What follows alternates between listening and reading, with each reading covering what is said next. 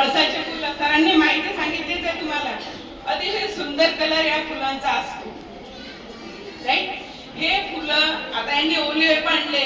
जर तुम्ही आतापासून तर ते तिथे आता पहा या महिन्याच्या झाडाच्या खाली असा सडाच पडलेला असतो, तो जमा करून जर ठेवून दिला घरामध्ये तर पुढच्या वर्षीला तुम्ही नुसते गरम पाण्यात जरी टाकले तरी तुम्हाला छान कलर मिळेल. करून पाहिला का कोणी आतापर्यंत? नाही केला ना. शाळा असते आणि तुमचं पण बरोबर आहे की या महिन्यामध्ये तुम्हाला परीक्षेचं पण टेन्शन राहते ना, म्हणून मग नाही केलं तरी चालेल.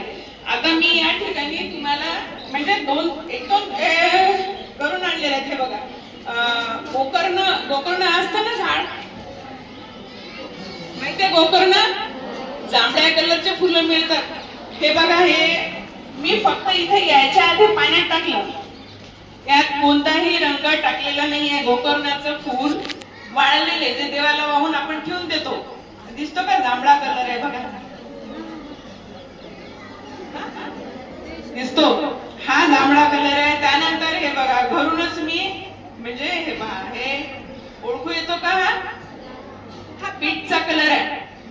काहीच नाही, अगदी एवढंच एवढंच बीट किसलं ना तर त्याचा आपल्याला एवढा जरी कलर मिळाला तर तुम्ही या एवढ्या कलर पासून एवढा मोठा कलर बनवू शकता.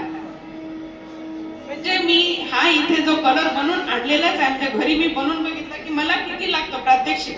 मागच्या वेळेला मी म्हणजे तुम्हाला फक्त सांगितलं होतं, तर याच्यामध्ये फक्त मी 2 किंवा 3 छोटे चम्मच म्हणजे समजा 5-10 थेंबच त्यात टाकलेले आहेत. इतका कमी रस टाकला तरीही इतका छान कलर, हा पिंक कलर मिळतो. मागच्या वेळेला मी तुम्हाला दाखवू शकली नव्हती की पिंक कलर कशाने मिळतो म्हणून, आणि सांगितलं होतं की फुलांमुळे, गुलाबाच्या फुलांमुळे पण मिळतो.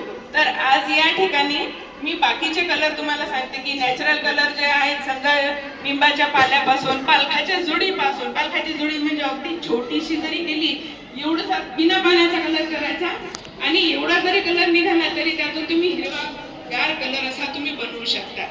त्यानंतर हा केशरी कलर बनवू शकता, हा गुलाबी कलर तयारच आहे, ठीक आहे. पण आता हे पण करायला आपल्याला वेळ नाही. तुम्ही विद्यार्थिनी आहात, शाळेत अभ्यास पण असतो, बाकीचे पण तुम्हाला गृहपाठ वगैरे असतात, परीक्षा जवळ आलेली असते, तुम्ही करू शकत नाही. तर हे जे कलर आहे, तर हे